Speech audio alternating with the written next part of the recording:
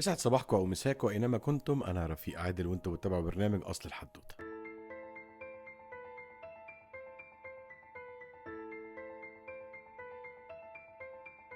سنة 2035 ايلون ماسك وقف قدام المراية شايف نفسه، لكن ده ما كانش انعكاس المراية، دي نسخة حية مستنسخة تحمل كل ذكرياته وافكاره ومشاعره، وده بفضل الدمج ما بين الاستنساخ اللي هو كلونينج وتقنية النيورالينك. ووقتها هيكون عندنا اتنين ايلون ماسك، واحد اصلي حقيقي والتاني مستنسخ، والاتنين هيدعوا انهم الحقيقيين.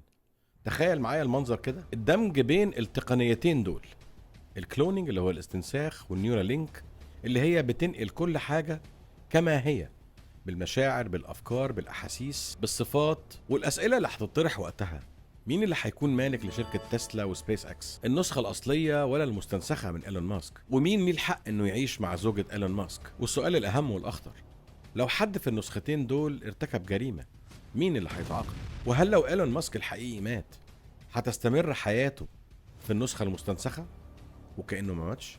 التداعيات وتبعيات الموضوع ده الاجتماعية مذهلة وخطيرة في نفس الوقت. ظهور طبقة من السوبر بشر المعززين تكنولوجيا، والتبعية الأهم اللي تتحدى مفهوم الموت. وسؤال مهم جدا، هل أصبح الخلود حلم الأثرياء فقط؟ أزمة هوية عالمية أو كونية؟ إيه معنى أنك تكون أنت موجود في عالم مليء بالنسخ المستنسخة والمتطابقة؟ ونيجي بقى للتحديات الأخلاقية والقانونية. إزاي نحمي خصوصية الأفكار في عصر يمكن قراءة العقول فيه؟